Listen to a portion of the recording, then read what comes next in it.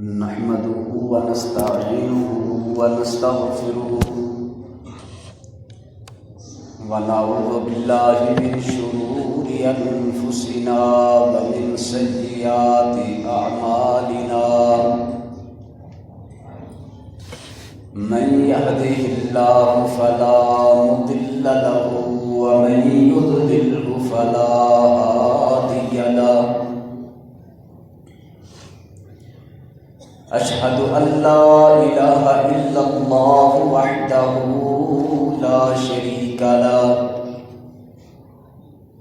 وأشهد أن محمدا عبده ورسوله اللهم صل على محمد وعلى آل محمد كما صليت على إبراهيم وعلى آل إبراهيم إنك حميد مجيد اللهم بارك على محمد وعلى آل محمد كما باركت على إبراهيم وعلى آل إبراهيم إنك حميد مجيد أما بعد فإن خير الحديث كتاب الله وخير الهدي هدي محمد صلى الله عليه وسلم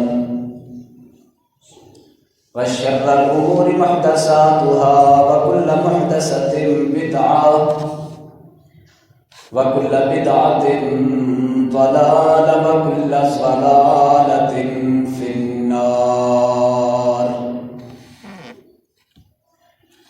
أعوذ بالله السميع العليم من الشيطان الرجيم بسم الله الرحمن الرحيم إنما يعمر مساجد الله من آمن بالله واليوم الآخر وأقام الصلاة وآتى الزكاة ولم يخش إلا الله فعسى أولئك أن يكونوا من المهتدين رب اشرح لي صدري ويسر لي أمري واحلل عقدة من لساني يفقهوا قولي رب زدني علما رب زدني علما رب يسر ولا تعسر وتمم بالخير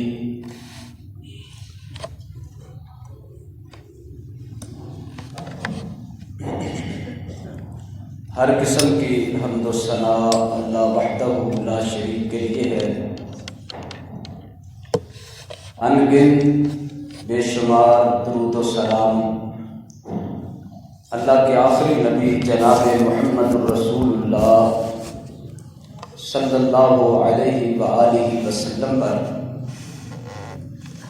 اللہ تعالیٰ کا ارشاد گرامی ہے، اللہ کی مسجدوں کو وہ لوگ آباد کرتے ہیں جو اللہ پہ ایمان رکھتے ہیں، آخرت کے دن پر ایمان رکھتے ہیں، نماز قائم کرتے ہیں اور زکوٰۃ ادا کرتے ہیں، اور سوا اللہ کے کسی سے نہیں ڈرتے۔ یہی لوگ ہدایت پانے والوں میں سے ہیں۔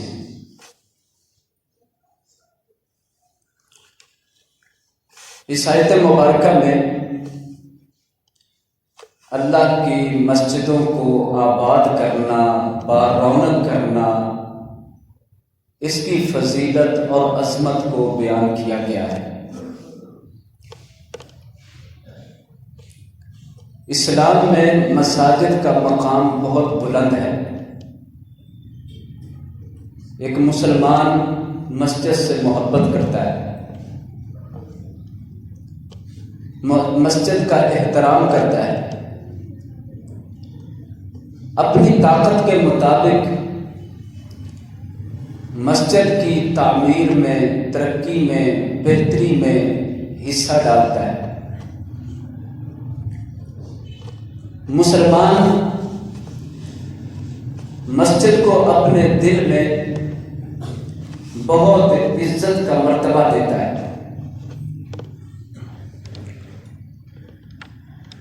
نبی رحمت صلی اللہ علیہ وسلم کا ارشاد گرامی ہے، اس کائنات میں، اس تختہ زمین پر سب سے محبوب ترین اللہ کے نزدیک جگہ مسجدیں، اور اس زمین پر سب سے زیادہ ناپسندیدہ جگہ بازار ہے۔ یہ ابو داؤد شریف کی حدیث واضح کرتی ہے کہ مسجد کا مقام کتنا بلند ہے۔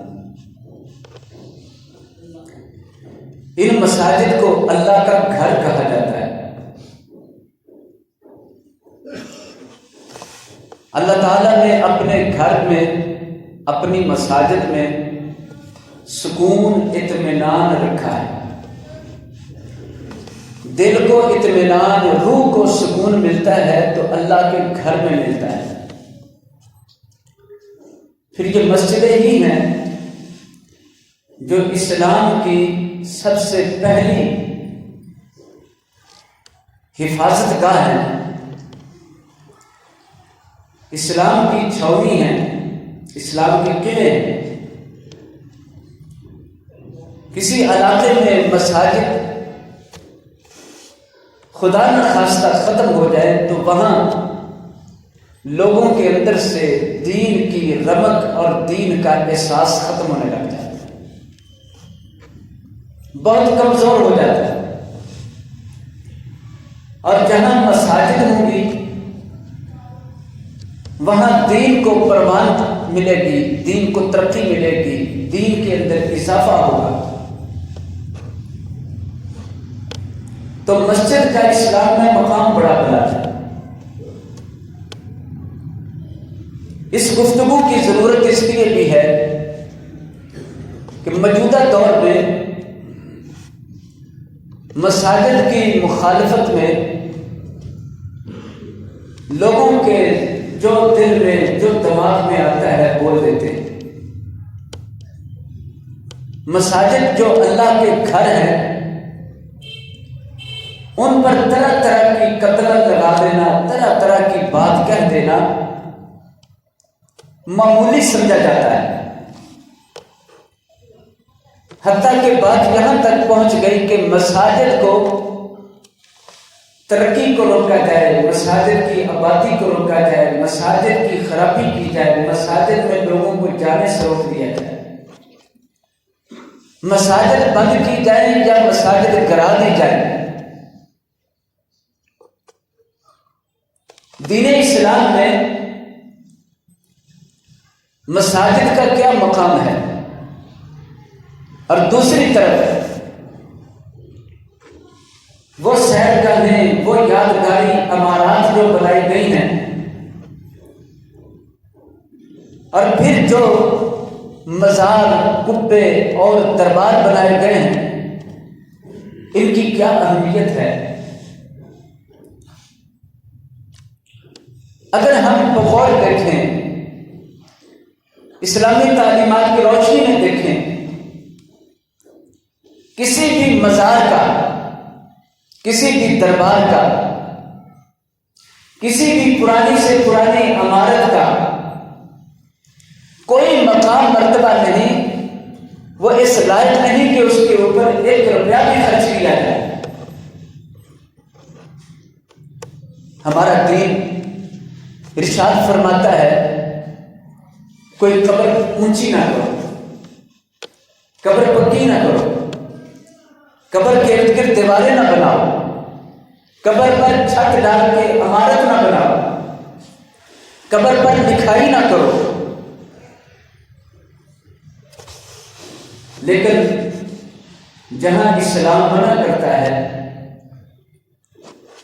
اس پر پیسہ بھی خرچ کیا جاتا ہے، جگہ بھی وقف کی جاتی ہے، کتنے کتنے عمارتیں گرا کر ان چیزوں کو وسیع کیا جاتا ہے، سوچا بھی نہیں جاتا کہ ان چیزوں کی کیا ضرورت ہے۔ ہمارا دین اس بات کی اجازت دیتا ہے یا نہیں دیتا، یہ بھی نہیں غور کیا جاتا۔ یہ جو جگہ ان کے ساتھ جوڑی جا رہی ہے، ان کو وسیع کیا جا رہا ہے، اس کی کیا حاجت اور ضرورت ہے، یہ نہیں سوچا جاتا۔ سیر گاہیں کتنی وسیع کر دی جائے، ان چیزوں پر غور نہیں۔ اور مساجد جہاں انسانیت کو معراج ملتی ہے، جہاں انسان کو صحیح معنوں میں انسان بنانے کی تربیت کی جاتی ہے، جہاں اللہ کی کتاب پیارے نبی صلی اللہ علیہ وسلم کی احادیث کی روشنی کو پھیلایا جاتا ہے، جہاں ہر امیر اور غریب فیضیاب ہو سکتا ہے، جہاں ہر ایک اللہ کی عبادت کر سکتا ہے، وہ عبادت جو فرض ہے۔ کتنا تفاوت ہے، کتنا فرق ہے کہ اللہ کی مسجدوں کے لیے معیار کچھ اور کڑے کیے جا رہے، سختی کی جا رہی۔ حضرات گرامی، اسلام میں اللہ کے قرآن کی نظر میں مساجد کا مقام کیا ہے؟ مساجد کسے پسند ہے؟ مساجد کے ساتھ دل کس کا لگتا ہے؟ مساجد کی طرف کون کھینچ کے آتا ہے؟ مساجد کی طرف دیکھ کے دل راضی کس کا ہوتا ہے؟ اللہ فرماتے ہیں سورہ توبہ 10واں پارہ ہے اور آیت نمبر 18، انما یعمر مساجد اللہ، مسجد اللہ کی، ان مساجد کی آبادی، اس کی تعمیر، اس کی جگہ دینا، اس کو آباد کرنا، اس میں تعلیم و تربیت کا بندوبست کرنا، اس کی روشنی کا، اس کی صفائی کا، اس کی ضروریات کا بندوبست اور اہتمام کرنا، من آمن باللہ، اسے نصیب ہوتا ہے جس کے دل میں اللہ پہ ایمان ہوتا ہے۔ من آمن باللہ والیوم الآخر، جب یہ سارا جہان ختم ہو جائے گا، اللہ تعالیٰ ایک نیا جہان قائم کرے گا جس میں عدل کا ترازو لگایا جائے گا، اچھائی اور برائی کو تولا جائے گا، اللہ تعالیٰ جزا اور سزا کا دن قائم کریں گے، اس کا نام آخرت کا دن ہے۔ جس کے دل میں اس آخرت کا ڈر ہے، آخرت پر ایمان ہے، وہ اللہ کی مسجدوں کو تعمیر بھی کرتا ہے، اللہ کی مسجدوں سے محبت بھی کرتا ہے، اللہ کی مسجدوں کو آباد بھی کرتا ہے۔ تیسری بات ارشاد فرمائی، وَأَقَامَ الصَّلَاةَ، جو نماز قائم کرتا ہے، نمازی بندہ، وہ مسجد کے لیے کس طرح کا دل رکھتا ہے، مسجد کے لیے کیا جذبہ رکھتا ہے، مسجد کے لیے کیا قربانی دینا چاہتا ہے، مسجد کے ساتھ اس کا دل کیسا ہوتا ہے۔ وَأَقَامَ الصَّلَاةَ، نماز قائم کی، ایسے شخص کا دل مسجد کے ساتھ اتنا خوشی محسوس کرتا ہے کہ وہ چاہتا ہے کہ مسجد آباد ہو جائے، وہ مسجد کی آبادی کے لیے اپنی کوشش اور اپنی توانائی لگاتا ہے۔ یہ تین چیزیں بیان کی۔ پھر چوتھے نمبر پر وآت الزکاۃ، جو زکوٰۃ ادا کرتا ہے، یہ دین کے ارکان میں سے ایک رکن ہے۔ اپنے مال میں سے اللہ کا حق نکالنا، غریبوں مسکینوں تک پہنچانا۔ فرمایا جو زکوٰۃ ادا کرتا ہے وہ بھی یہ چاہتا ہے اللہ کی مسجد آباد ہو جائے۔ پانچویں چیز، وَلَمْ يَخْشَ إِلَّا اللَّهَ، اللہ کے سوا وہ کسی سے نہ ڈرنے والا ہو۔ ایسے شخص کے دل کے اندر مساجد کا احترام اور محبت ضرور بھر جاتی ہے۔ میرے دوستوں اور بھائیوں، مسجد تو وہ جگہ ہے جہاں روحانیت پھیلتی ہے، جہاں روح کی غذا ملتی ہے، جہاں ایمان کو پختگی نصیب ہوتی ہے۔ اس جسم کے لیے جیسے جان ضروری ہے، اس طرح روح کے لیے ایمان ضروری ہے۔ ایمان کے بغیر روح مر جاتی ہے، جیسے جان کے بغیر اس جسم کے اندر سے زندگی نکل جاتی ہے اور یہ مردہ ہو جاتا ہے۔ نبی رحمت صلی اللہ علیہ وسلم مسجد کے ساتھ تعلق رکھنے والے کے لیے کیا خوشخبری بیان فرماتے ہیں؟ صحیح بخاری کی حدیث ہے کہ آپ صلی اللہ علیہ وسلم ارشاد فرماتے ہیں، 7 خوش نصیب ایسے لوگ ہوں گے جنہیں قیامت کے دن اللہ تعالیٰ اپنا سایہ، عرش کا سایہ نصیب فرمائے گا، جس وقت اس کے علاوہ اور کوئی سایہ نہ ہو۔ ان 7 میں سے ایک وہ شخص ہے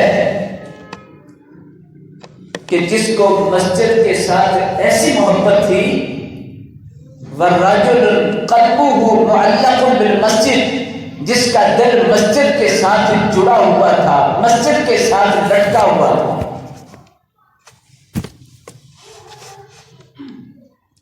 دل مسجد کے ساتھ لگ جانا، مسجد کے ساتھ جڑ جانا، یہ اتنا عظیم عمل ہے کہ اس شخص کو قیامت کے دن اللہ تعالیٰ عرش کا سایہ عطا فرمائے۔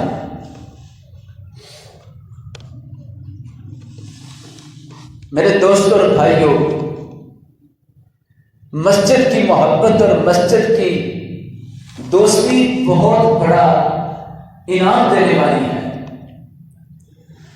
مسجدیں زیادہ کھڑی کرنا، مسجدیں زیادہ تعمیر کرنا، ان کو آباد کرنا، ان مسجدوں کے مقاصد بنانا کہ اللہ کے دین کو پھیلایا جائے، اللہ کے دین کے لیے جمع ہوا جائے، اللہ کے دین کے لیے سوچ سمجھ اور فہم حاصل کیا جائے، یہ تو میرے نبی کی سنت ہے۔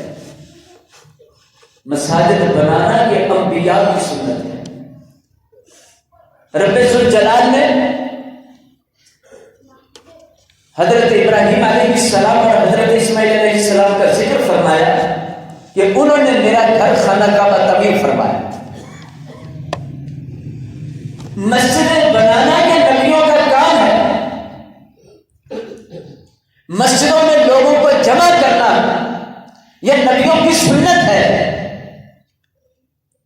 سلیمان علیہ السلام، اللہ نے بہت بڑی حکومت دی، مسجد تعمیر کر رہے تھے، اتنے میں اللہ کی طرف سے فرشتہ پیغام دیتا ہے کہ آپ کی زندگی کا وقت پورا ہو گیا۔ فرماتے میں مسجد بنوا رہا ہوں، اللہ کا گھر بنوا رہا ہوں، یہ جنات میں نے لگائے ہیں، یہ جنات دوڑ جائیں گے، بھاگ جائیں گے اور مسجد رہ جائے گی۔ اللہ کی طرف سے فرشتے نے جواب دیا، آپ اللہ کے حکم پر جانے کے لیے تیار ہو جائیں، اللہ کے کام اللہ خود سنبھال دے گا۔ اگر آپ جانے کو تیار ہیں تو یہ کام اللہ خود کروا دے گا۔ سلیمان علیہ السلام فرمانے لگے، میں تو اللہ کو ملنا چاہتا ہوں، میں تو صرف مسجد کی خاطر کہہ رہا تھا کہ یہ ادھوری نہ رہ جائے۔ رب تعالیٰ نے فرمایا، اے سلیمان علیہ السلام، اے ہمارے نبی، آپ اپنی چھڑی پر، لاٹھی پر ٹیک لگا کے کھڑے ہو جائیں۔ کھڑے ہو گئے، فرشتے نے روح قبض کی، سلیمان علیہ السلام کی وفات ہو گئی۔ جنات کو کوئی پتہ نہیں، وہ بھاگ بھاگ کے کام کر رہے تھے، مسجد مکمل ہو گئی۔ سلیمان علیہ السلام کب سے کھڑے تھے، کتنے دن گزر گئے، جب کام مکمل ہو گیا تو اللہ تعالیٰ نے اس لاٹھی کو ایک کیڑا لگا دیا جو لکڑی کو کھاتا ہے، گھن لگا دی، لکڑی کو گھن لگ گیا تو وہ ٹوٹ کے گر گئی۔ سلیمان علیہ السلام گر گئے۔ جنات کہنے لگے کہ ہمیں ان کی موت کا پہلے پتہ چل جاتا تو ہم بھاگ جاتے، ہمیں تو پتہ ہی نہیں چلا کہ کب سے سلیمان علیہ السلام وفات پا گئے۔ میرے بھائیوں، یہ تو پیغمبروں کا مشن ہے، وہ اللہ کے گھروں کو بناتے ہیں، وہ اللہ کے گھروں کو وسیع کرتے ہیں، اس بات پر توجہ کرتے ہیں۔ نبی پاک صلی اللہ علیہ وسلم ہجرت فرما کے مدینہ منورہ تشریف لائے، سب سے پہلا کام اپنا گھر بنانے سے بھی پہلے فرمایا کہ اللہ کے گھر کے لیے، مسجد کے لیے جگہ خریدو، تاکہ اس جگہ پر سب مسلمان جمع ہو کر اللہ کی عبادت کر سکیں۔ کون سی جگہ ہو؟ آپ نے ارشاد فرمایا جس جگہ میری سواری بیٹھے گی اللہ کے حکم سے وہ جگہ ہی مسجد کے لیے ہوگی، لہذا جہاں آپ کی سواری بیٹھی وہ مسجد کے لیے جگہ مختص کر دی گئی۔ آج وہی مسجد، مسجد نبوی کے نام سے کتنی زیادہ وسیع ہو گئی۔ پیارے نبی صلی اللہ علیہ وسلم نے سب سے پہلے مسجد بنائی، مسلمانوں کی تعداد بڑھی تو یہ ارشاد فرمایا کون ہے جو ساتھ کے گھر کو خرید کر مسجد میں شامل کرے تو میں اس کے لیے جنت میں جگہ لے کر دینے کا وعدہ کرتا ہوں، ضامن بنتا ہوں۔ حضرت عثمان رضی اللہ عنہ ساتھ کے گھر خرید کر دیتے ہیں۔ تو اللہ تعالیٰ اپنے نبیوں سے یہ کام لیتے کہ وہ مسجد بنائیں، مسجد آباد کریں، مسجدوں کی صفائی کریں، مسجد کا خیال رکھیں، لوگوں کو مسجد میں جمع کریں، اللہ کا دین سنائیں، اللہ کے حکم سنائیں اور اللہ کے حکموں کے مطابق فیصلے کریں۔ آج مسجد کی اہمیت اتنی کم کر دی گئی ہے کہ چھوٹی موٹی باتوں کے ذریعے فلاں مسجد گرا دو، فلاں مسجد ختم کر دو، فلاں مسجد گرا دو۔ میرے دوستوں اور بھائیوں، مسجد بہت احترام کی جگہ ہے۔ نبی پاک صلی اللہ علیہ وسلم مسجد بنانے کے بارے میں فرماتے جس نے دنیا میں اللہ کا گھر مسجد بنایا، بن اللہ لہ بیتا فی الجنہ، یہ کام معمولی نہیں، اس کام پر اللہ تعالیٰ بدلے میں اس کا گھر جنت میں بنا دیتا ہے۔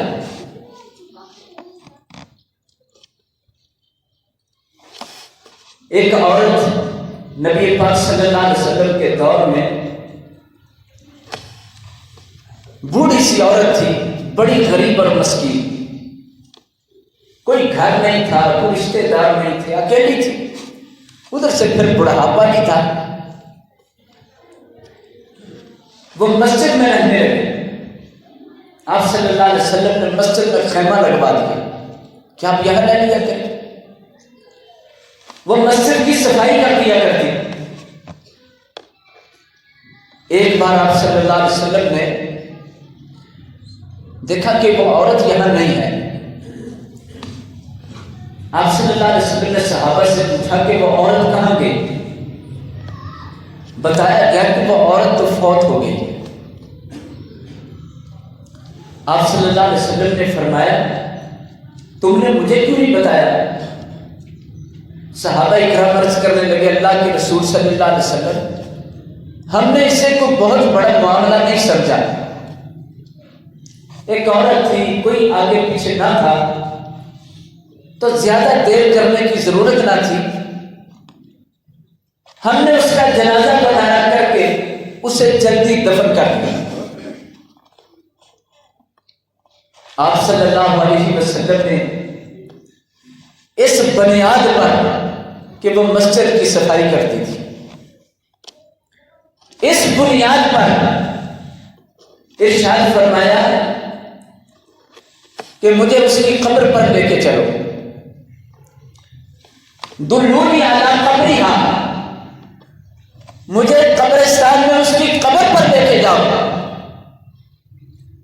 وہ عورت کتنے بڑے کمال کی مالک بن گئی، کتنے بڑی عظمت والی بن گئی کہ نبی صلی اللہ علیہ وسلم اس کی قبر پر خود تشریف لے کے جانے لگے۔ اس کی وجہ یہ کہ وہ مسجد کا خیال رکھنے والی تھی۔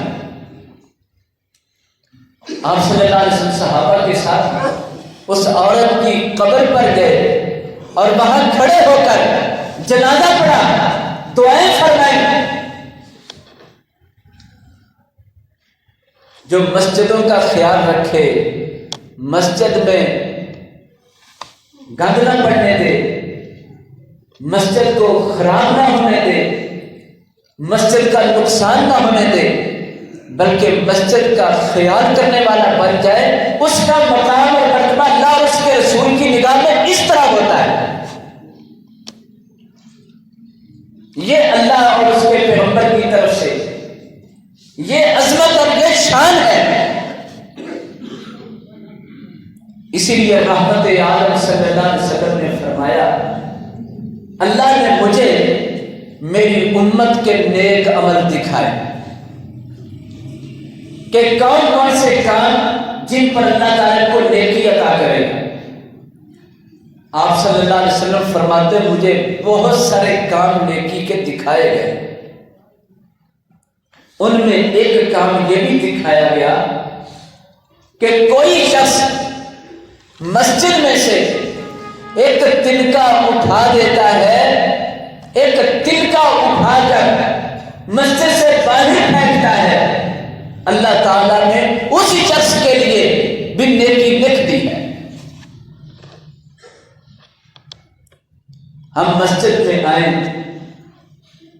اللہ کا گھر ہے، اس کے ادب، اس کے احترام کا خیال رکھیں۔ اللہ تعالیٰ ہمیں ان لوگوں میں شامل فرمائے کہ جو مسجد کا خیال رکھتے ہوئے اس کا ادب کرے، احترام کرے، اس کی صفائی کا خیال رکھے، اور ہمیں ان لوگوں میں سے نہ بنائے جو مسجد میں آئے تو مسجد کا نقصان کر دے، جو مسجد میں آئے تو مسجد میں گندگی پھیلائے، جو مسجد میں آئے تو مسجد کے زینت کو خراب کرے۔ مسجد کا احترام بہت ضروری ہے۔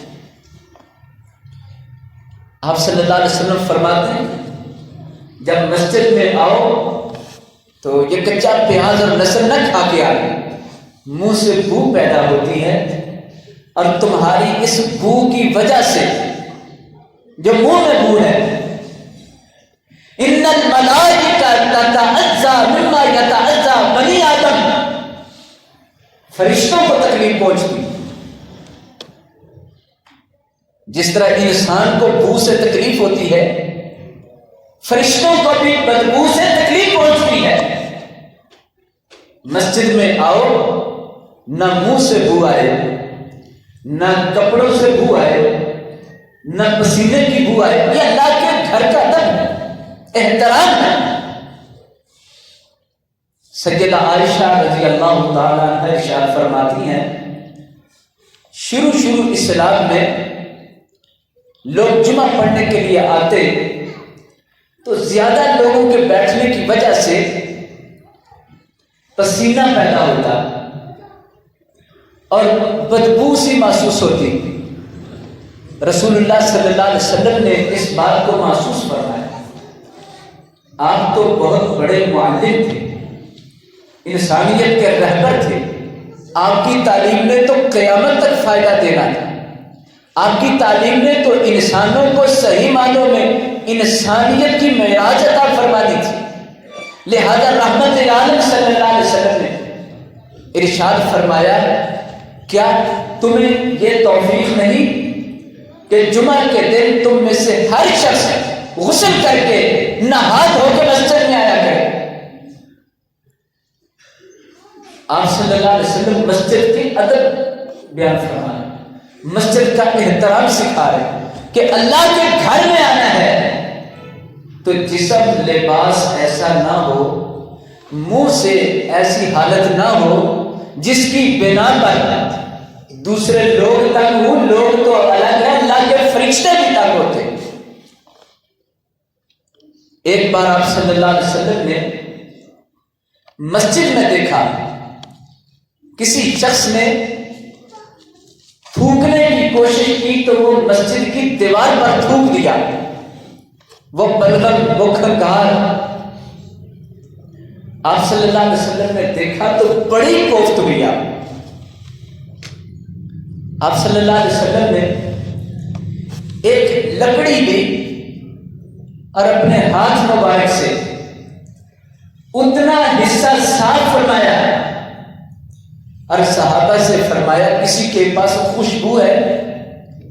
جتنے حصے کو صاف کیا تھا، جہاں سے بدبو پیدا ہوئی تھی، بدنمائی ہوئی تھی، آپ صلی اللہ علیہ وسلم نے اسے صاف کر کے وہاں خوشبو لگائی۔ یہ مسجد کا حق ہے۔ ہمارا مسجد کے ساتھ کیا رویہ ہے؟ ہمارے معاشرے کا مسجد کے ساتھ کیا رویہ ہے؟ بھائیو، مسجد اللہ کا گھر ہے۔ تمام گھروں سے زیادہ، تمام دفتروں سے زیادہ، تمام اسمبلی ہالوں سے زیادہ، تمام شخصیات سے زیادہ اگر احترام کے قابل ہے ایک ایمان والے کے نزدیک، وہ اللہ کا گھر سب سے زیادہ احترام کے قابل ہے۔ یہ ایمان والے کے لحاظ سے ایمان ہے تو یقیناً اللہ کی مسجدوں کا احترام ہے۔ ایک حدیث شریف میں ارشاد فرمایا، من تعاہد بالمساجد، جب تم کسی شخص کو دیکھو کہ وہ مسجد کا بڑا خیال کرتا ہے، فاشہدوا لہ بالایمان، تم اس شخص کے ایمان کی گواہی دو۔ کوئی شخص مسجد کا خیال رکھتا ہے، یہ چھوٹی گارنٹی نہیں ہے، یہ چھوٹی ضمانت نہیں ہے کہ پیارے نبی صلی اللہ علیہ وسلم مسجد کا خیال رکھنے والے کے لیے، مسجد کا احساس کرنے والے کے لیے یہ نہیں فرما رہے اسے نیک سمجھو، اسے اچھا سمجھو، اسے بہتر سمجھو۔ یہ فرمایا جا رہا ہے فاشہدوا لہ بالایمان، اس کے ایمان کی گواہی دے دو۔ اللہ کا قرآن بھی فرما رہا ہے انما یعمر مساجد اللہ من آمن باللہ والیوم الآخر، اللہ کی مساجد کے ساتھ آبادی، ترقی، اس کی بہتری وہ شخص کرتا ہے جس کے اندر ایمان ہے، اللہ پر، آخرت کے دن پر ایمان۔ لہذا مساجد کے اندر ایسا رویہ نہیں اپنانا چاہیے کہ جس سے یہ معلوم ہو کہ اس گھر کی یا اس جگہ کی عزت، ادب اور احترام نہیں معلوم ہو سکتا۔ ہم کسی بھی بڑی شخصیت کے سامنے جاتے ہیں، مؤدب ہو جاتے ہیں، باادب بن جاتے ہیں۔ ہم کسی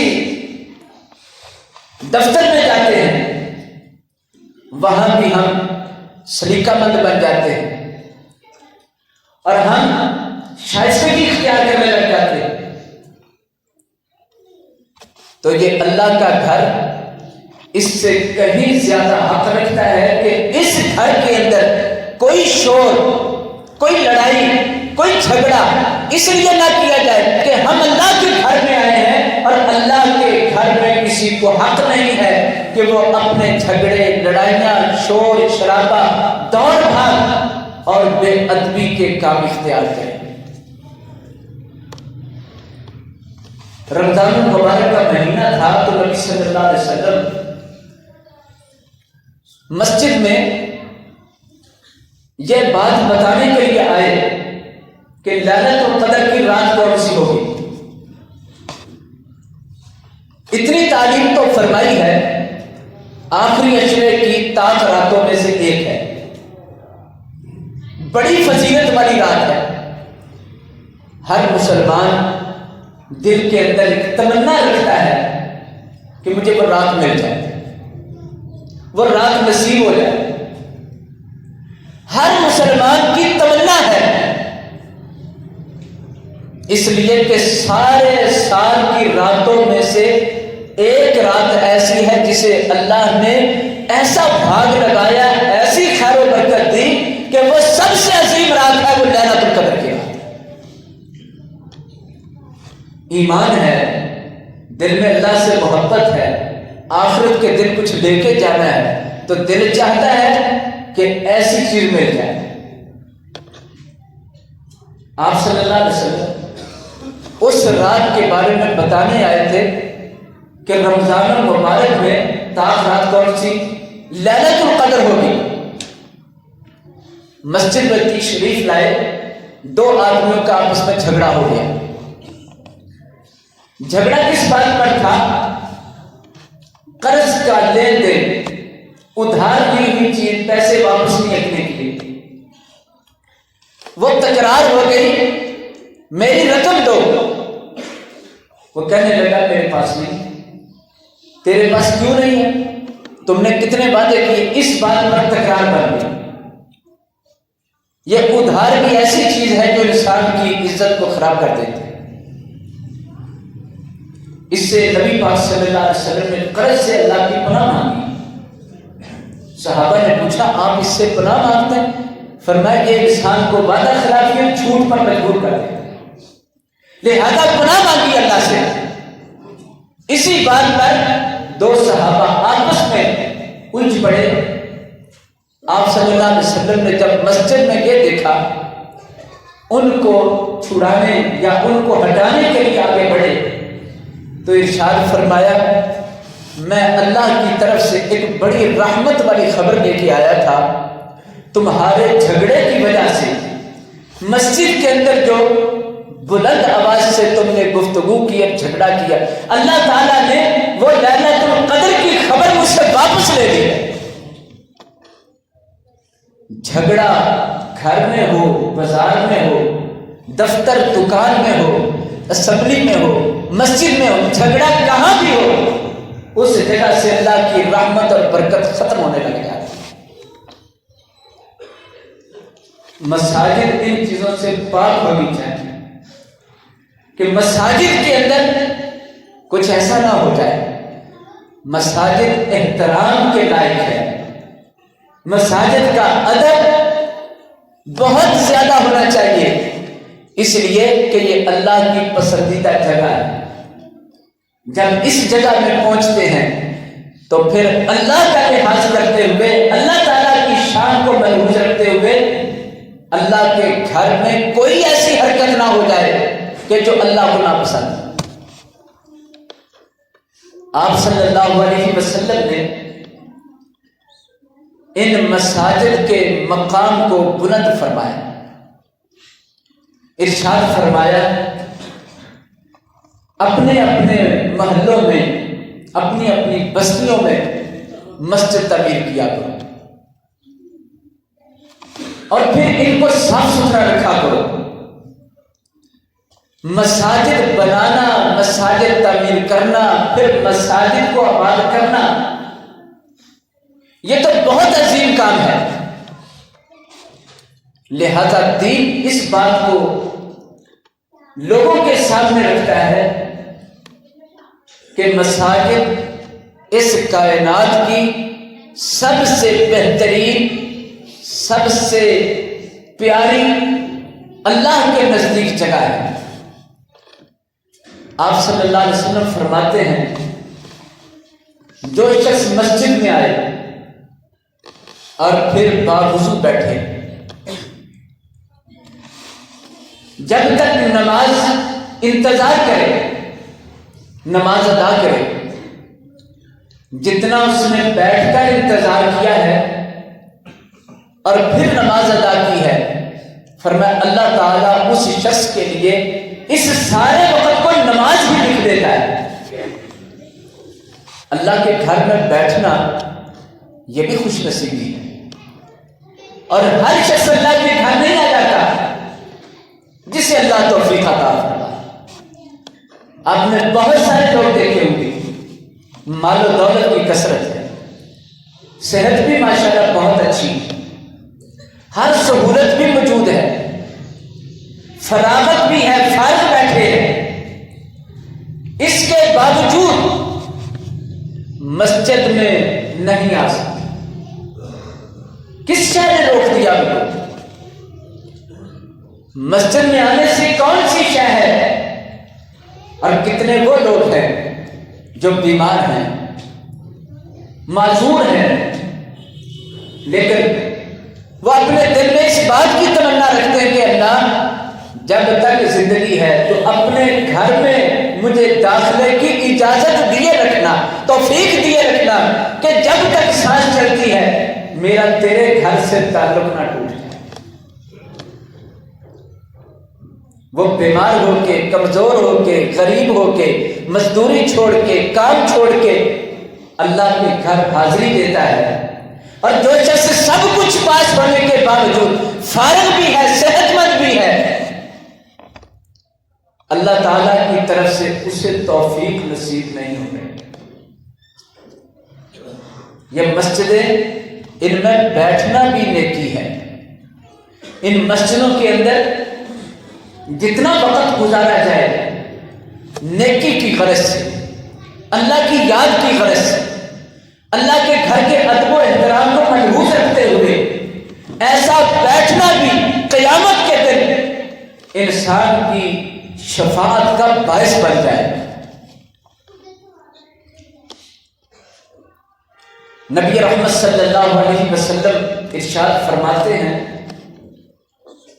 کہ جو شخص ایک نماز ادا کر کے دوسری نماز تک انتظار کرے کہ دوسری نماز پڑھ کے جاؤں گا، یہ مسجد کو میں مقام پیش کر رہا ہوں کہ مسجد کی عزت اور احترام کتنا ہے، اور مسجد کے اندر بیٹھنا یا مسجد کی طرف آنا خوش نصیبی ہے۔ اور پھر اس پر کیا اللہ تعالیٰ خوشی فرماتے؟ اللہ تعالیٰ کیسی خوشی فرماتے؟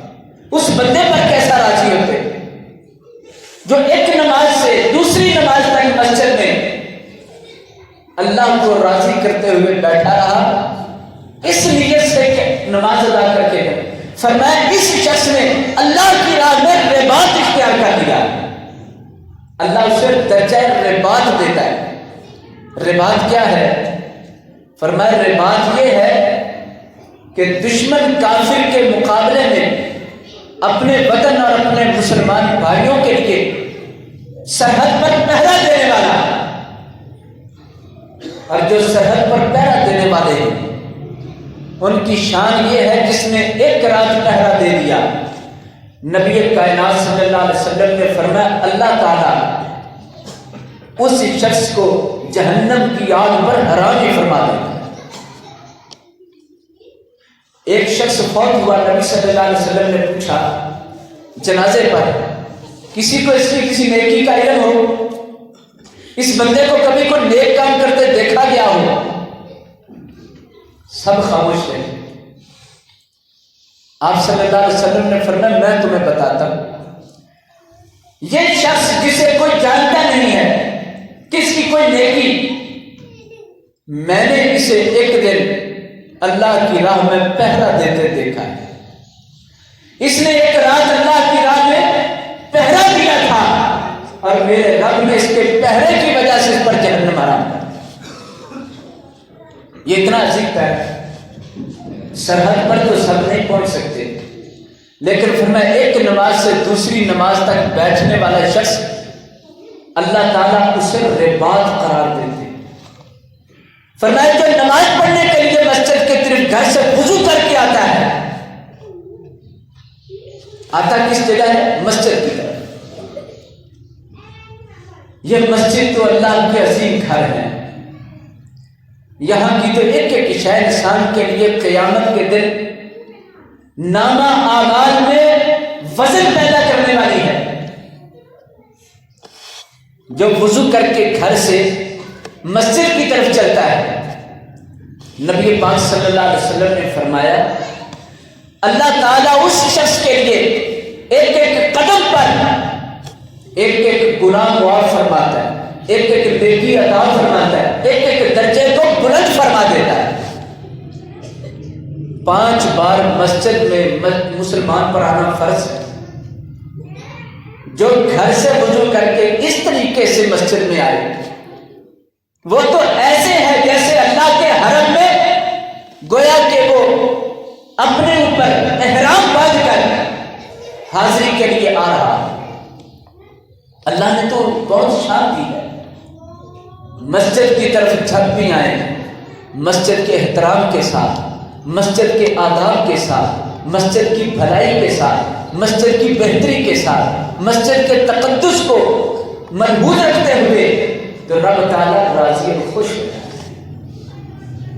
और अगर मस्जिद से मुंह फेरा या मस्जिद से बगावत, मस्जिद का तकद्दुस खराब किया, तो ऐसे लोगों के लिए अल्लाह की तरफ से सिवा नाराजगी के और कुछ नहीं हो सकता।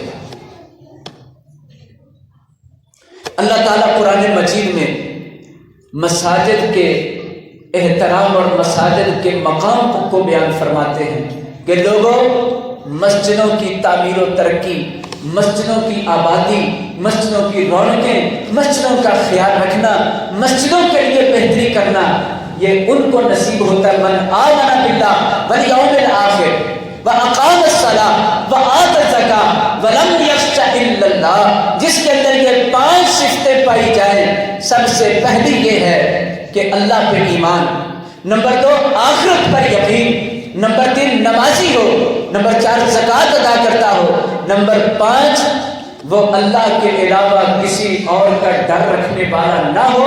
ऐसे लोगों को अल्लाह ये मौका नसीब फरमाता है कि वो अल्लाह के घरों की खिदमत कर सके। अल्लाह से दुआ है अल्लाह ताला हमें कुरान सुन्नत के मुताबिक अमल करने की तौफीक नसीब फरमाए, हमें नेकियां करने की, अपने अल्लाह ताला अपने घरों की हिफाजत करने की, मोहब्बत करने की, खिदमत करने की दिल खोल के तौफीक नसीब फरमाए। वमा अलैना इल्लल बलाग।